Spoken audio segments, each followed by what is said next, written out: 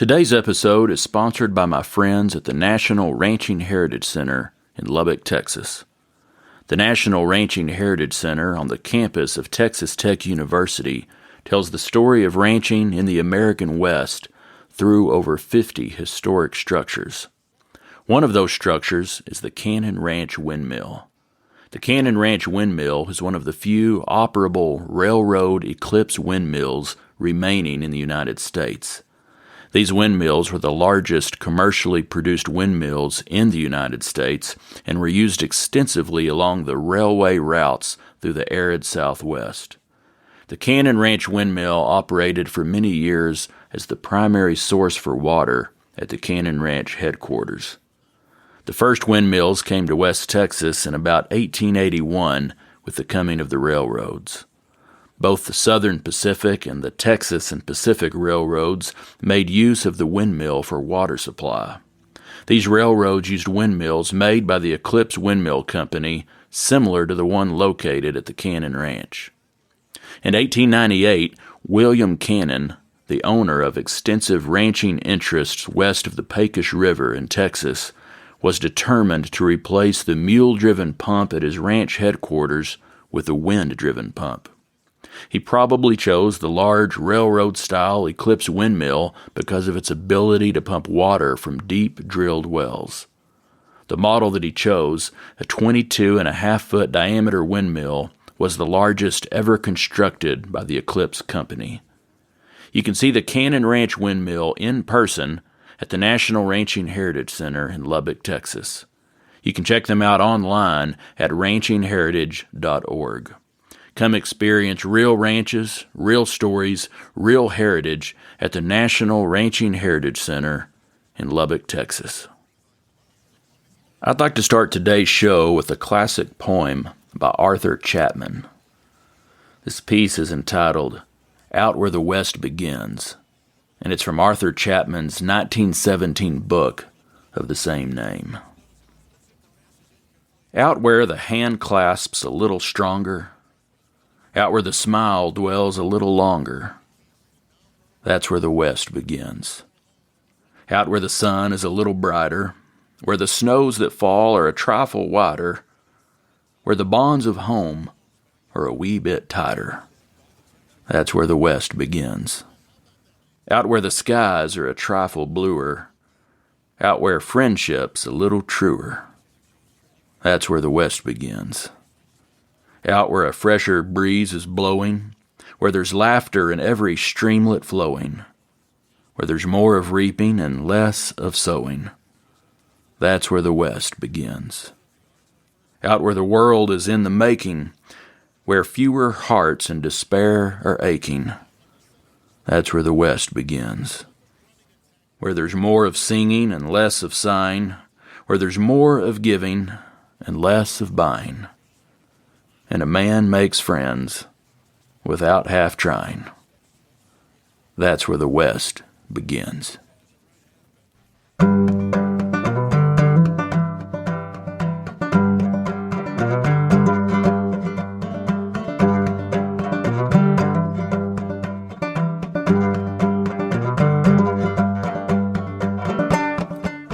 Howdy folks, this is Andy Hedges, and you're listening to Cowboy Crossroads.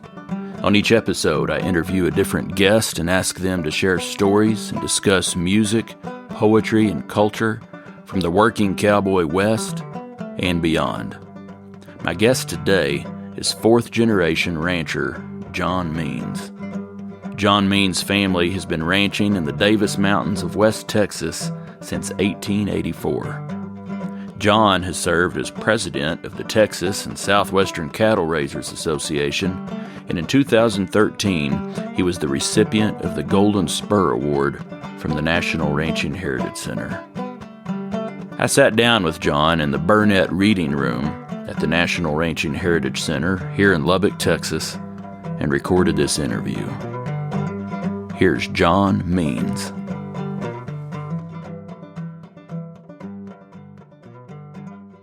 Well, my great-grandfather and his wife, John Z. and Exa Means, came out there in 1884. And actually, they came in a pulled an ox cart when they first came.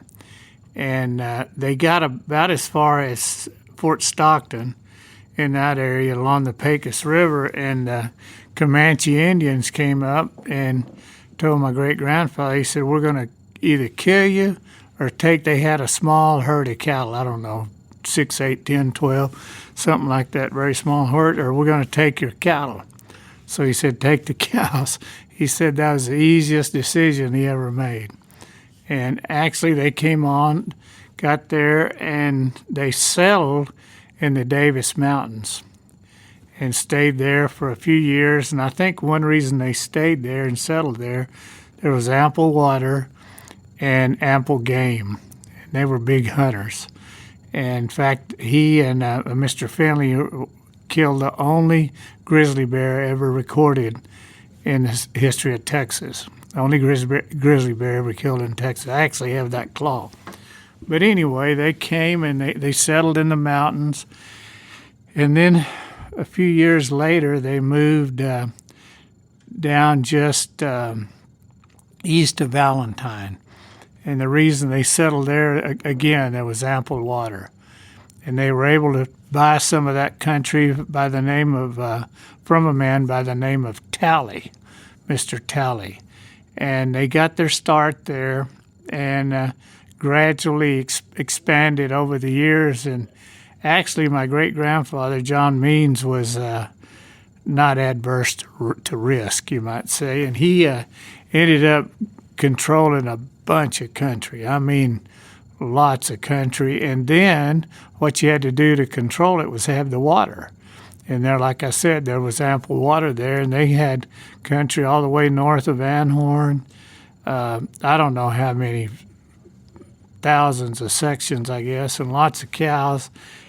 Anyway, he had 4 boys and 3 girls. All of them were directly involved in the ranch business. And the boys, when my great-grandfather, Jon Means, everybody calls him Gramp, and I will refer to him as Gramp, he got overextended and lost a lot of what he had, lost about all of what he had. So, long story short, 2 of the brothers, the 2 youngest brothers, stayed in that country, and the 2 older brothers went to New Mexico. And they saved 2 ranches up there. It was 1 ranch, and now divided into 2. And they saved my grandfather, Marion Otis Means, Bug Means, and his brother, younger brother, Cole A. Means, stayed in our country and partnered, as did the boys in New Mexico, over the ranch land up there. And gradually they just divided that land. And all 4 of those divided ranches, so to say, are in the family today. And one thing that's interesting about all of that, I'm pretty sure that I'm right on this. I have never heard any, so to say, arguments, certainly nothing major, about any of those cousins. The 4 brothers, I've never heard, and they're still ranching those 4 ranches today. I'm on one of them. My other cousin, Bodie Means, is on one. And cousins in New Mexico are on those 2. And I've never heard about any family fights or arguments or anything. That's pretty remarkable to go through that many generations. And actually, my children will be the 5th generation there. And they grew up there. They're not living there, but they grew up on that ranch, and they come back to the ranch and whatnot. But I just think that's remarkable that we've never heard any. And I've never heard of them. I would have heard of something, you know. But anyway, they kept those together, and that would have been in the 20s. And then, of course, the 30s were really hard for everybody. And the Means and Evanses, they were cousins of ours. Mrs. Evans was my great-grandfather's sister. They were great polo players, and a lot of those kids went to New Mexico Military Institute and played polo there. And they developed a real love for that game and played afterwards somewhat. Some of them did, and some of them went on to be like almost pros, you might say. But Anyway, because of their polo experiences at NMMI, when they came home from school, they started raising polo pointings. And they sold them on the East Coast, the West Coast. Will Rogers ended up with one of them. I mean, they developed quite a name selling those horses, and that's what got them through the Depression, was being able to sell those horses. And then along the same time, how they raised those horses were from the government remount studs.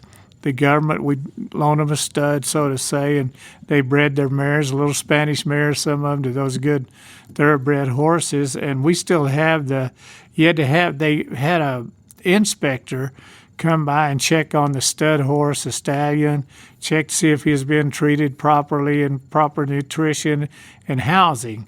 And we still have the stable where they kept that government remount stud.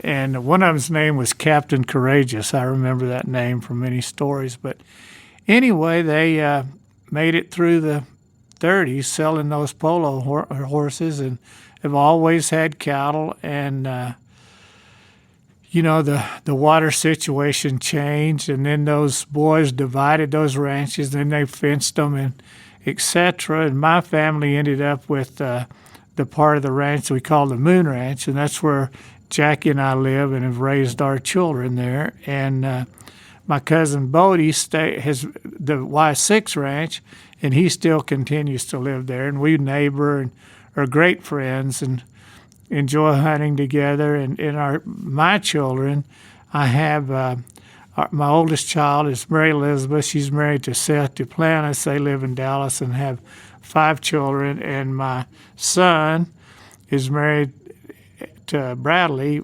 Agatha, and they live in Dallas now. I actually moved there and have one little boy and expecting another child. And then Sarah, our youngest child, is not married, and she lives in Dallas.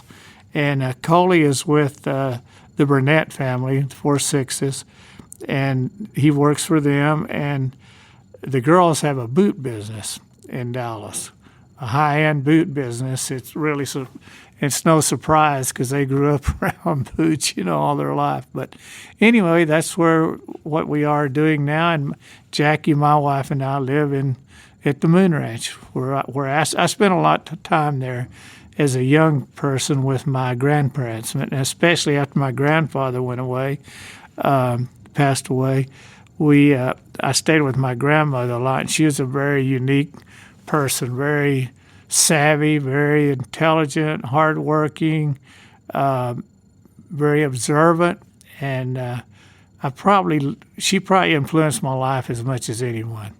Then Jackie and I have been married now 43 years, like I said, with the children, and very happily married. And she's a town girl, but she got rural pretty quick. And we've enjoyed being there at the ranch. And we also have the H-Bar Y Ranch, which was part of the division in New Mexico. And that ranch was bought in 1917 from a gentleman by the name of Harry Martin. And he had put together quite a bunch of country up there. And again, it goes back to water. Blue Creek runs through that ranch, and that's why they were able to water cattle all the way through that ranch. But we still have it. Jon Means, one of the brothers. There were 4 of the brothers, as I told you. Sam, Hewling, they kept the New Mexico ranch, and Bug, my grandfather, Marion Otis, and Cole Means kept the 2 ranches that we're on. So that's kind of the sequence of those brothers.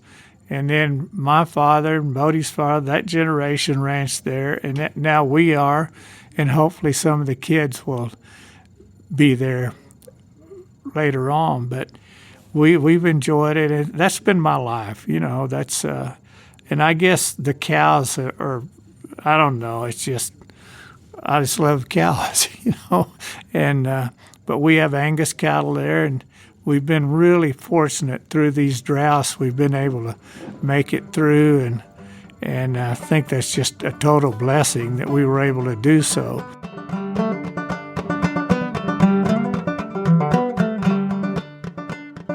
My first memory really of working cattle. I was with my grandfather, Means, took me on my own little.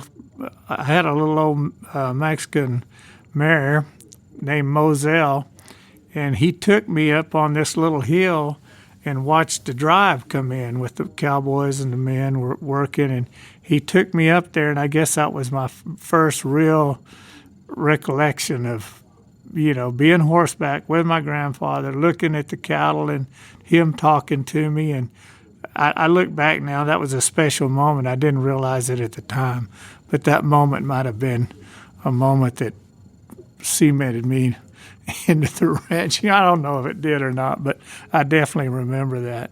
And then growing up there, we played on the ranch. We rode horses. We played cowboys and Indians, whatever we did.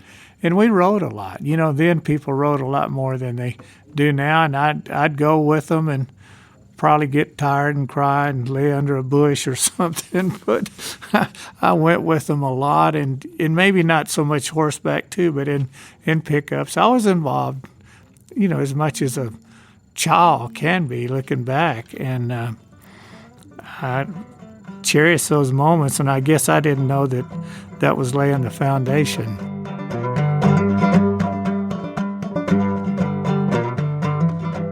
My grandmother came there when she was 16 years old, married, and had my father shortly thereafter.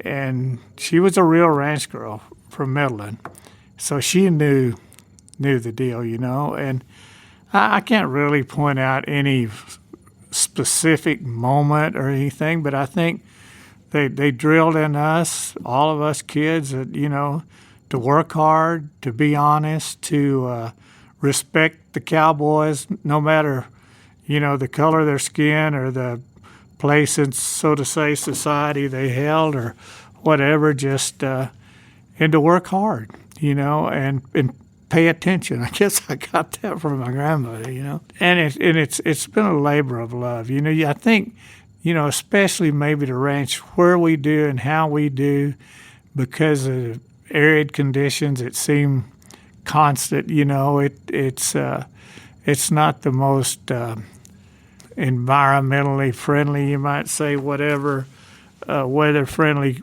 place there is on earth to ranch. So to say it, I guess we ranch in the desert. It used to make me mad when people said you ranch in the desert, but I'm beginning to accept it now.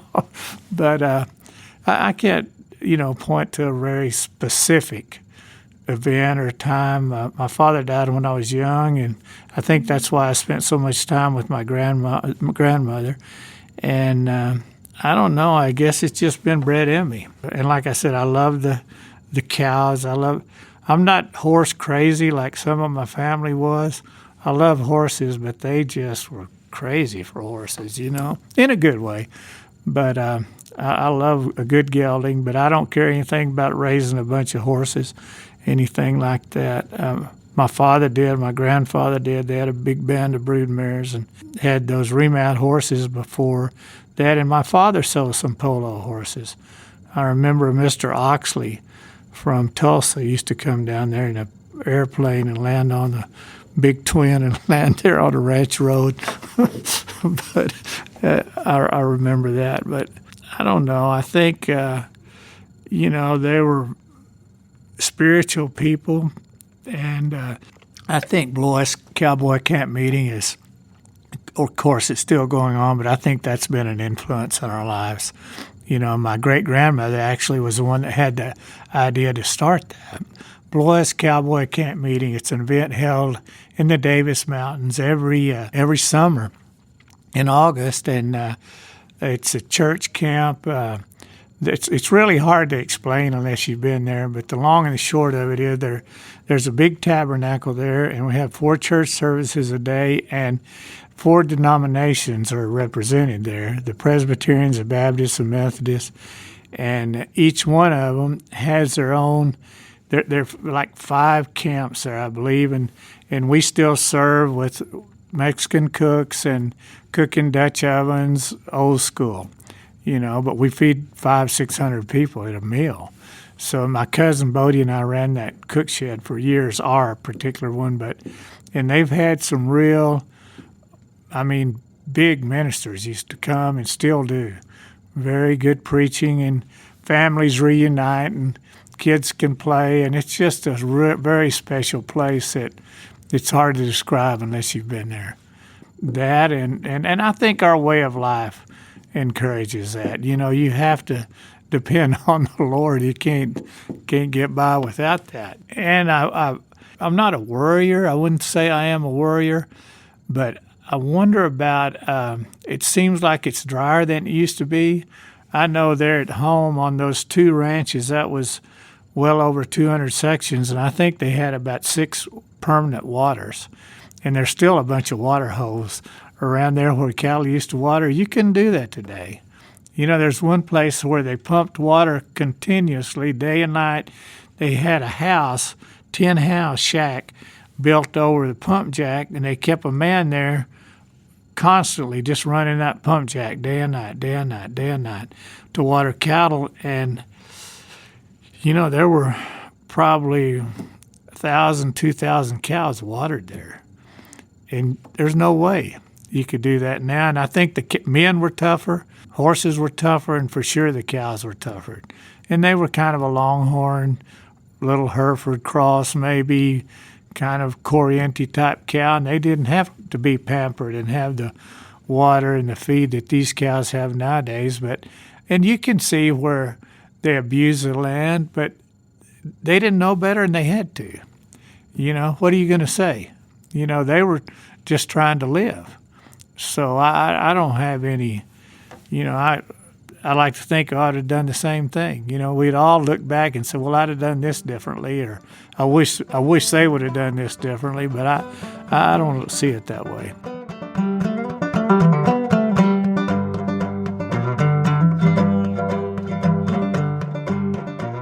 In an essay about the Moon Ranch by Elmer Kelton, in a book entitled Texas Cattle Barons, Jon Means is quoted saying this: "Many people discard the old ways, but old-timers knew what they were doing. They stayed horseback a lot of the time. They knew what the cattle were eating. They knew if a cow was bred. They knew what kind of calves she had. Now everything is in a hurry. There is no substitute for being real cowmen and knowing what's going on." In the early 70s, John faced the challenges of taking over the ranch as a young man after his father passed away. What was challenging were the tax aspects. You know, my grandparents thought my father would live longer than they did, and we had done a lot of tax planning, but you know, an untimely death changes a lot of things. And I was pretty young, and it was dry, and trying to make sure that we got through that deal, you know, which by the grace of God we did. But I think that was probably the most challenging deal. And then I think, you know, when you're young and just starting out, and people will run at you, you know, and that happened a little bit, but that just made me stronger, I think. So, and I think when I came home from school, we had like 25 plus or minus windmills, and now we have about 3 working windmills. We've got a world of pipeline and troughs. We've got a lot of water, and then of course solar and PVC and fast line pipe. They've revolutionized. To me, they've done what barbed wire did earlier on. You know, now with solar and that, you can move water so easy, and it's just been really a godsend. And we've scattered that water like that. And I got to back up a little bit. My father was the first one that had Angus cows in our country. And, you know, you've always heard of the Highland Herefords. You know, it was a big Hereford country. They had the big Hereford Fair and Marfa's, big deal, rodeo. They had that stock show. It was big in the 30s and 40s and early 50s. But I think people laughed at him getting those black cows, but we've stayed with them.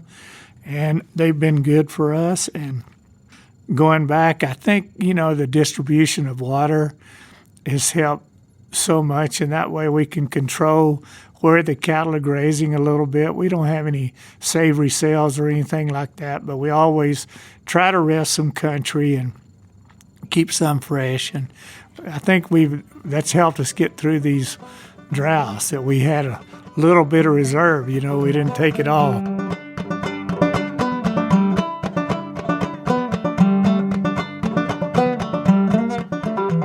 In the same Elmer Kelton essay mentioned previously, Jon Means was quoted saying this: "We can get no rain, or we can get 32 inches in a year. We have to ranch very conservatively. Ranching is an art, not a science." Well, I think one thing that's very distinctive about it is that there's no oil, there are no windmills. We do have some hunting income, and some people have done a better job than we have capitalizing on that. But it's pretty much rancho, I think that's one thing that it's distinctive from other places you might say in Texas, that we don't have that extra income to fall back on. And it's a good country. It's forgiving if you treat it right, I think, but sometimes it's a little discouraging too. These dry years, just one after another. We're fortunate we still have our cows. We don't have the numbers that we'd like to have. And the thing that's concerning to me about this, you might say, current drought is we're always dry. I understand that. But now it's dry from, like a friend of mine said, from the Mississippi River to the Pacific Ocean. There's a lot of dry country, Wyoming, Montana, the Lake Powell, Lake Mead, all of that. There's a lot of country that's dry. East Texas, I think they just had some rain, but there's a lot of country, I think, that's abnormally dry. They didn't get the corn crops in like they wanted. They're planting soybeans now in a lot of that corn country because it requires a shorter growing season. And, there's just the weather's not cooperating so well right now, I think, over a lot of country. And that concerns me. When you have those big lakes going down and, it's like I said, we're used to dry weather, but I think it's abnormally dry over lots of country. I'll just say it that way.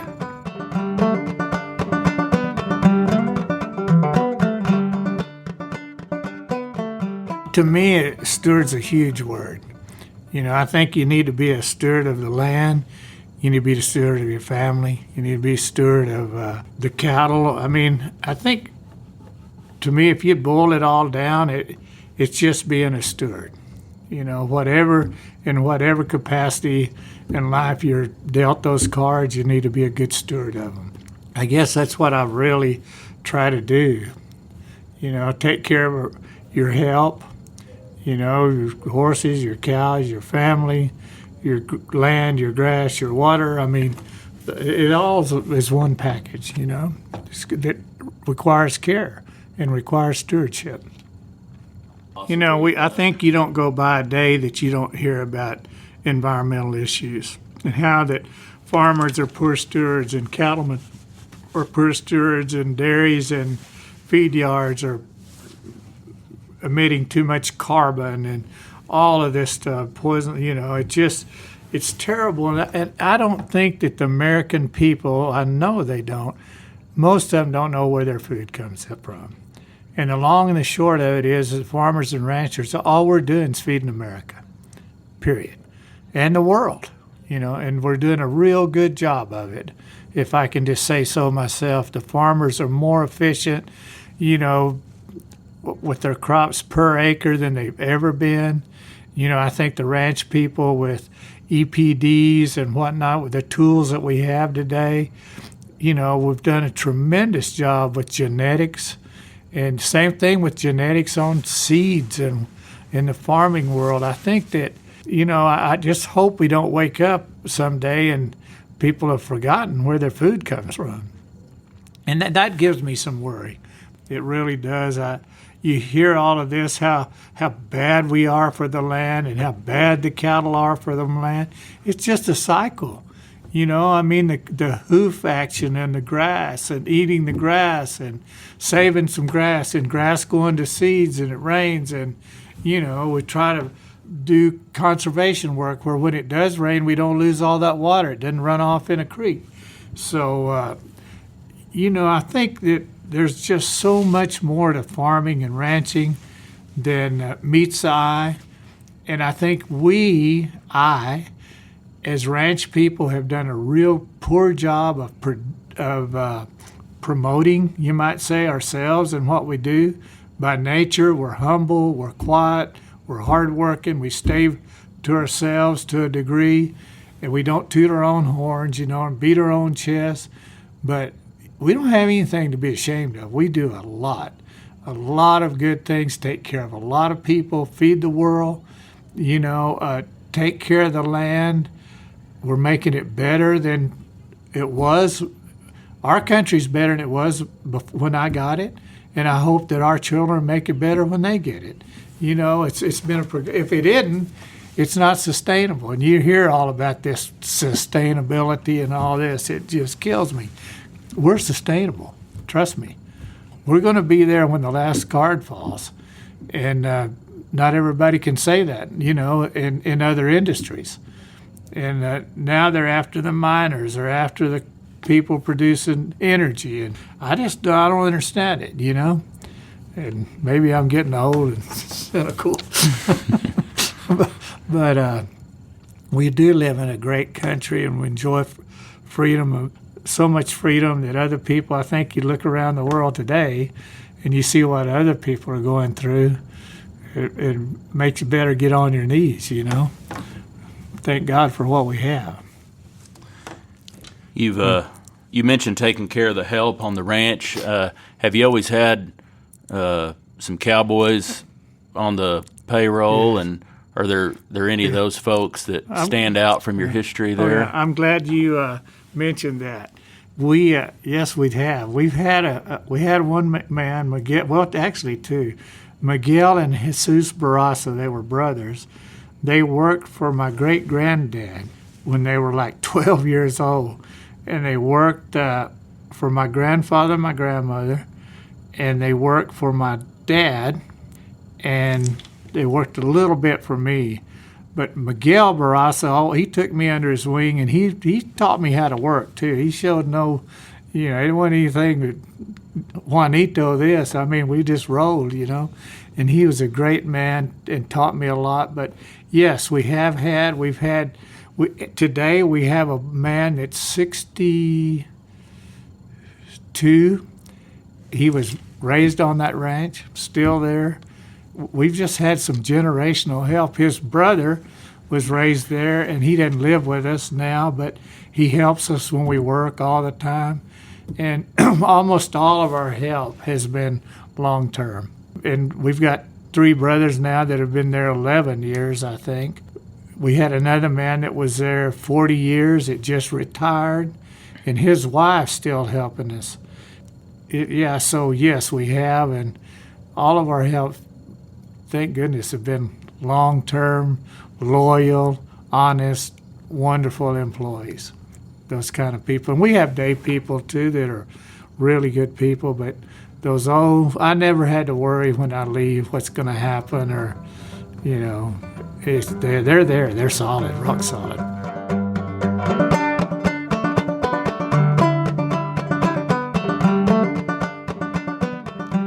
Jon Means served as president of the Texas and Southwestern Cattle Raisers Association from 2007 to 2009.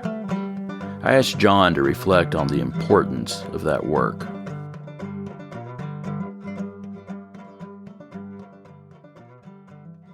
First of all, you go back to your help. I'm blessed that I had good help at home. I could leave, and I have a wonderful supporting wife that helped, and she's been on the beef board, and I was on the Texas Beef Council, really enjoyed that, and at Cattle Raisers, and I think I know we made a difference, and I think it's important for people that serve in those positions to know the basics of our industry.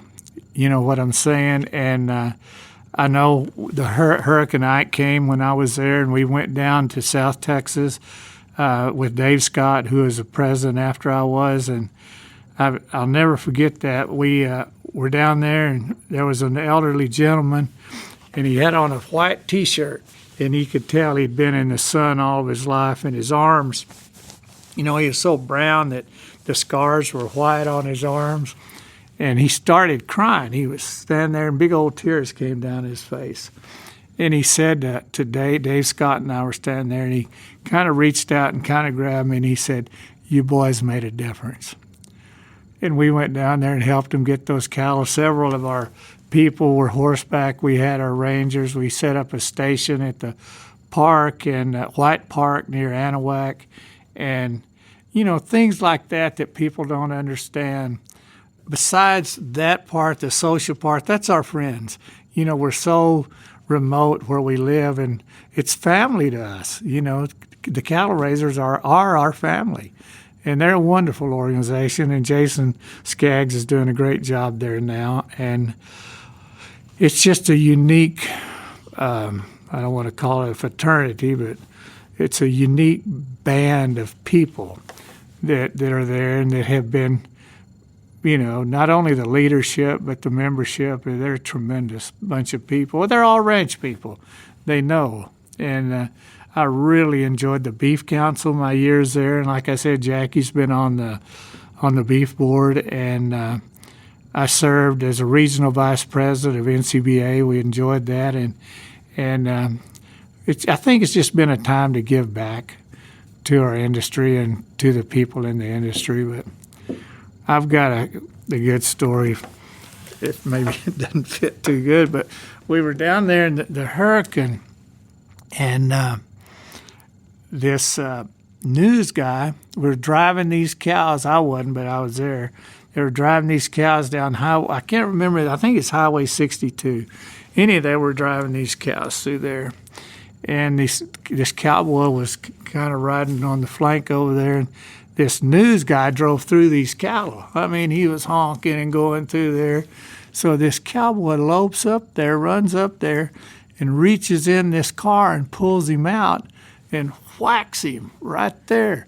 And there's a DPS behind him. And he walks down there, this newsman's laying there, and this DPS said, and the cowboy very, mannerly says, "I'm sorry, sir." He said, "I just kind of lost it."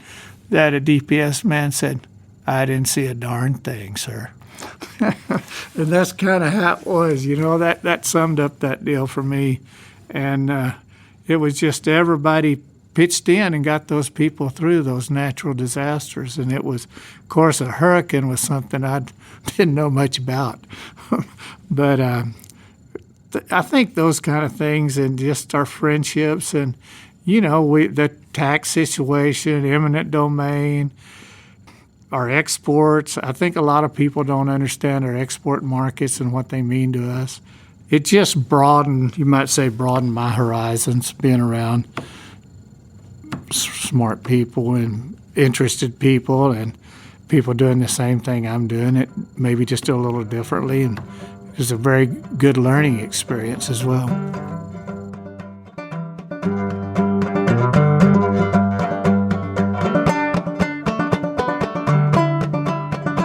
In a poem entitled "Born to This Land," Texas poet Red Stegall wrote these lines about passing a ranch to the next generation. Now that he's gone, things are certain to change, and I reckon that's how it should be. But 5 generations have called this ranch home, and I promise it won't end with me, 'cause I've got a little one home in a crib. When he's old enough, he'll understand. From the top of that hill, I'll show him his ranch. 'Cause like me, he was born to this land. Jon Means is a 4th-generation rancher, and his children will be the 5th generation to continue the tradition. It's difficult now for a young family to make it. Several families to make it in a ranching situation. I'm certainly not saying it can't be done, because it's done many, many times. This place right here represents that. But that tax structure of our country, the very fact that people, like I said a while ago, just don't understand agriculture. And I don't think our lawmakers understand agriculture for the most part. And, you know, we're going to need some help on some tax laws and environmental issues. Environmentalists have a real strong hold, as you well know, in Washington and everywhere else. And, you know, we're bad. We're harming the land. We abuse the cattle. Cattle are emitting carbon dioxide or whatever. It's just, I mean, there's a lot of those factors, and not one of them is the strongest one, but you put them all together, and there's a lot of challenges.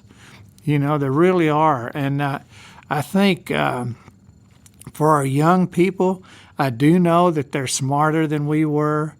They're better operators than we were. They do things differently and more efficiently than we did, that I do.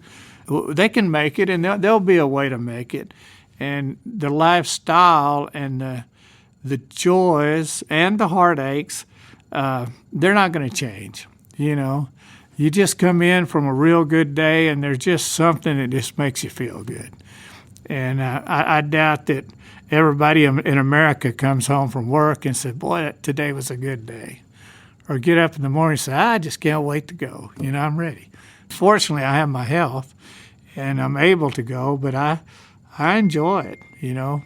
Not every day, but most every day, you know. But I think that'll sustain you, you know. If you like what you do, heck, it's easy, you know.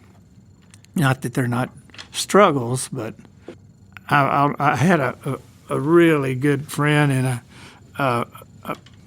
a Mexican national. They big ranchers in Chihuahua, and they bought a ranch that joined us. And I think this says it all. Talking about a ranchman and what kind of guy he was, and Mr. Baez, I love that man. He came up and we said, "What'd you think about that?" And I said, "Well, what about him?" And he said, "Yeah." He said, he looked at me and he said, "Johnny, he understands the same heartaches." And you know how they can, Spanish is such a beautiful language. He said it in Spanish, but he understands the same heartaches. So I guess that's why we have a common understanding of those heartaches and the joys.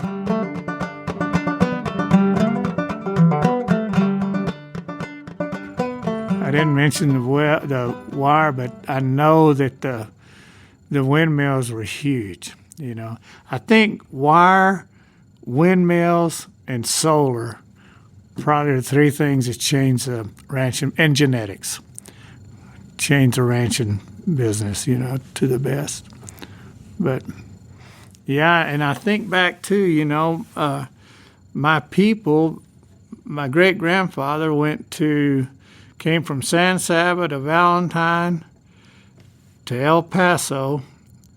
And I think they went to the West Coast one time. My dad and my uncle drove him out there, my cousin, Jon Means, when they were 13 years old. Drove my great-grandfather to California. So you can imagine what kind of trip that was. You know, that would have been in the 30s. So, you know, to let two 13-year-old kids, 15-year-old kids drive somebody to California in a whatever kind of car they had. And then I think now, well, you can get on the airplane here and go to London. No big deal. You know, go to Cairo. It's just New York, wherever you want to go. And it's so much different than it was now. And then the video auction, buying cattle off the laptop, whatever you want to do, you can do it. You know, so much more efficient, and it's just incredible how they've changed in years in my lifetime, the last 10 years. You know, technology has advanced just incredibly so.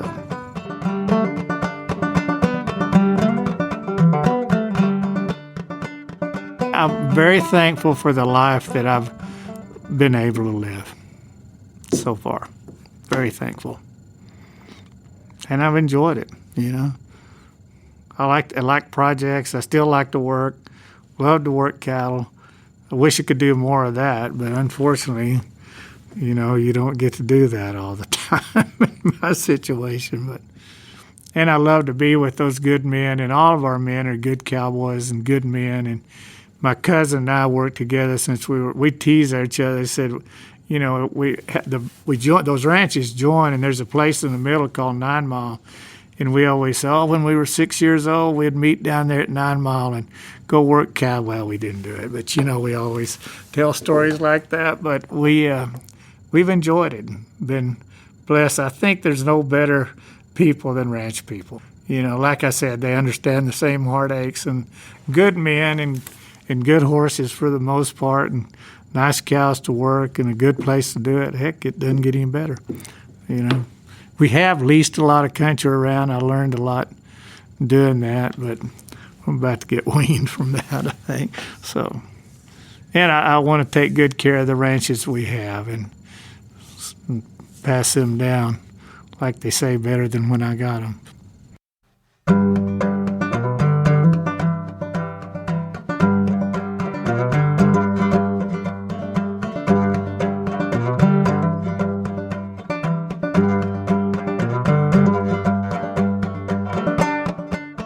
All right, folks, that's it for today's episode. I'd like to thank Jon Means for taking the time to visit with me. I'd like to thank the National Ranching Heritage Center for sponsoring this episode. You can find out more about the National Ranching Heritage Center at ranchingheritage.org. I'd like to thank Hal Cannon for playing the Cowboy Crossroads theme music. You can find out more about Hal at halcannon.com. I'd like to thank my Trail Boss patrons, Bob Kelly, Chris Ryden, and Scott Anderson, for their support of this episode. If you're enjoying the podcast and would like to help me keep it going, you can become a patron at patreon.com/cowboycrossroads. You can also make a donation on my website at andyhedges.com. If you'd like to contact me with a question or a comment or a story, I'd love to hear from you. Send an email to andy@andyhedges.com. Thank you for listening to Cowboy Crossroads.